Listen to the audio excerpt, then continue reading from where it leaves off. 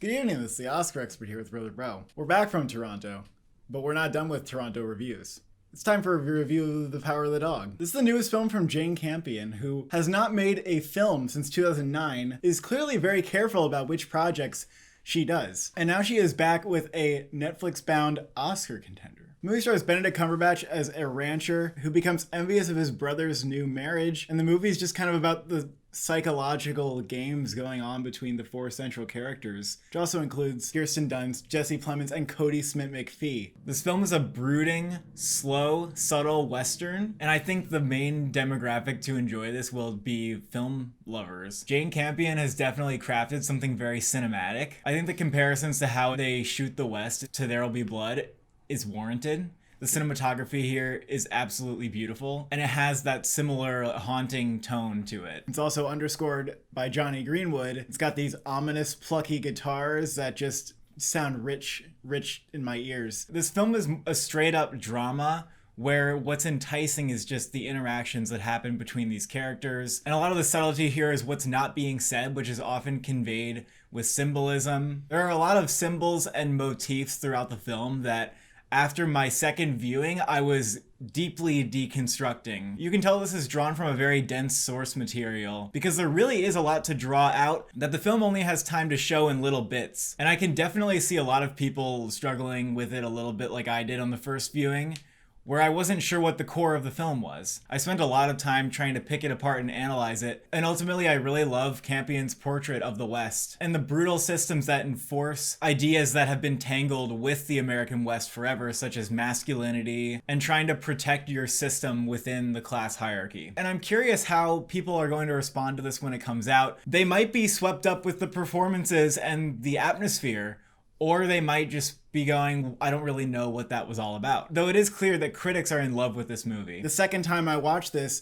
I really felt like I was more on the wavelength and I was absorbing details that I didn't notice before and being able to contextualize little moments, even within the performances or within detail shots that Jane Campion will show us. Like you were saying, it's definitely clear that this is from a more dense novel. There are some key symbols in here that the movie very lightly touches on. And I kind of wonder, did the movie show us enough clues to be able to piece everything together? And I don't know where I stand on that. I'd probably need to watch it again to really figure that out. But ultimately, what I admire the most is how locked in Jane Campion is with her characters and how interested she is in what's going on subtextually, like between them. Whether it's Cumberbatch and his brother or with Kirsten Dunst or Cody Smit-McPhee, there's always this sort of invisible tension going on. I think Cumberbatch was brilliant at shifting through different subtle expressions in each shot that convey different bits of information. And the way that he conveys his character's underlying insecurities was really brilliant. Cody Smit-McPhee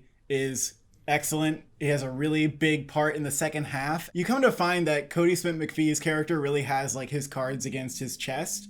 And if you watch him closely, you'll kind of see that more. Jesse Plemons is great at never overplaying his characters, and so he doesn't really get like an Oscar-y kind of clip here. But he's really believable as the sort of softer, more conflict-avoidant brother to Benedict Cumberbatch. And then Kirsten Dunst, her performance I feel like is going to have the most wide range of reactions. I can see some people being totally in love with what she's doing and other people saying I kind of wanted more. I think it's because her character is so passive, and maybe that's fitting for the time in which she lives and like the roles that women were supposed to play. But a lot of her character is just bearing the weight of this nasty protagonist. So I personally maybe wanted a little more from her. I think how much you fall in love with the performances, again, depends on your understanding of the film overall and whether you see the layers or not. Because I can see some people who are really on board with the film thinking that her performance is amazing because you see a lot of pain there and you understand more of where she comes from, which is not explicitly stated, and you understand why she is so insecure in this mansion. I felt like this was a really good performance, and I think many of us are happy to see Kirsten Dunst in a really serious drama. I only wish there were maybe a little bit more from her. Cumberbatch has a lot to work with here, and I think he's excellent. There's one scene when he's in his bedroom and he's listening to something happening in the room next door, and it's just carried by these little clenchings in his jaw and his eyes darting around the room. This is just one of many beautifully captured moments The performance is excellent here, but I also remember the cinematography in this scene being really effective in like giving us this close-up. I remember especially on the big screen there was just this like blue glint in his eye that let all the vulnerability come through. Another scene when I felt the cinematography stood out was when Dunst was playing piano and Cumberbatch was playing the banjo nearby. And I just think that the shots that they chose to convey like this power dynamic went a really long way.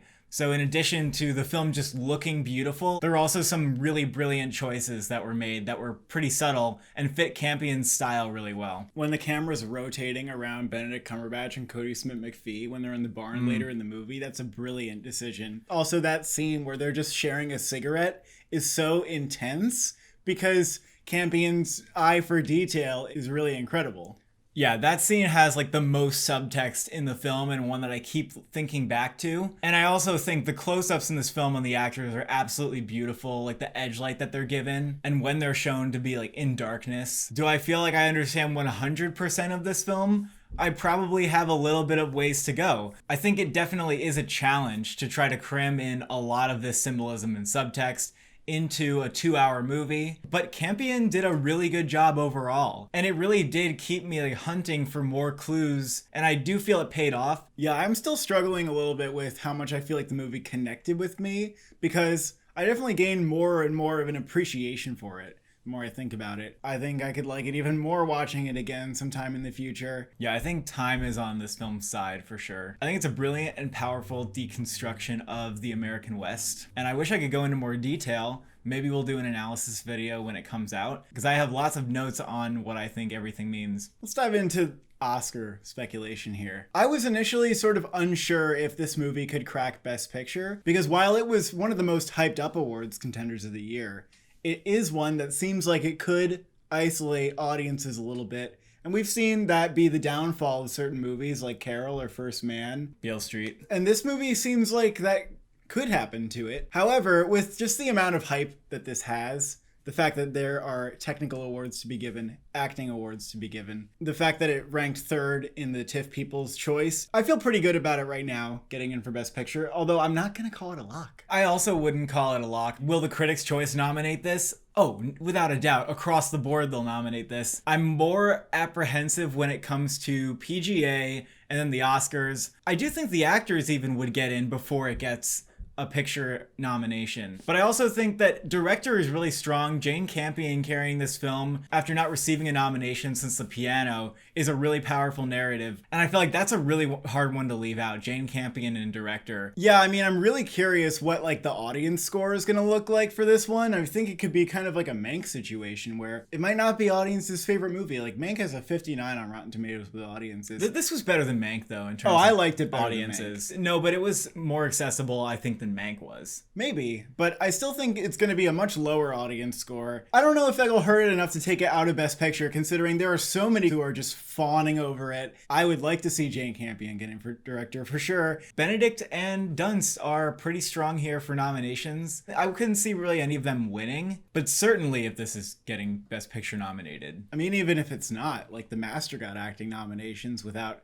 picture nominations. Initially, it was like, everybody thought Jesse Plemons was getting in. Movie premieres. Turns out Cody Smit-McPhee's a more dominant player in the film. Supporting actor looks like it might be one of the more wide open races, which could help Cody Smit-McPhee, who's not necessarily someone who's like on the Academy's radar. I don't really see him getting nominated, but I wouldn't say it's impossible, and I think Critics' Choice might nominate him. Yeah, I don't know if I'd be predicting him for now. He doesn't really have an Oscar scene either. He's just very good overall. Benedict Cumberbatch's performance is very Oscar-y. I do still think that if the film goes down, the performances could slide with it. And then in the technicals, I think cinematography and score are the two that are most guaranteed. I would be dismayed if it didn't get into both those categories because the cinematography it's easily one of the best looking movies of the year. Just richly detailed and colored. It has to be a lock for cinematography. I don't see how that wouldn't get in. And Johnny Greenwood has a couple scores in contention this year with this and Spencer and maybe Licorice Pizza. I see no reason why he couldn't get in for both this and Spencer. I actually do think Spencer's is a little bit more showy for him.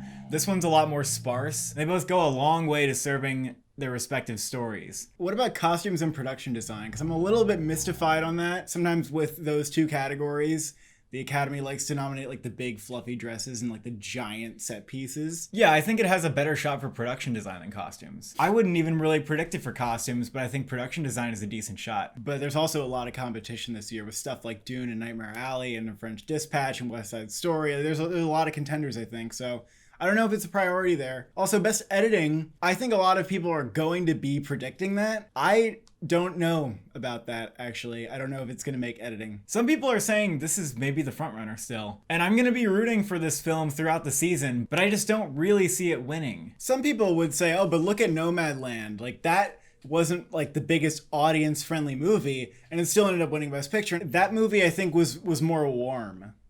This movie is a little bit cold and dark, and they don't always go for those movies. And you might be thinking, well, Parasite was kind of a dark movie, like, but yeah, but Parasite was extraordinarily entertaining. I definitely think this is a lock-in screenplay. It actually might be a frontrunner there too, just Really? based on the competition and the fact that it's like Jane Campion coming back. Do you remember how Little Women seemed like it was front-running screenplay, and then it was like, oh, let's give it to Jojo Rabbit.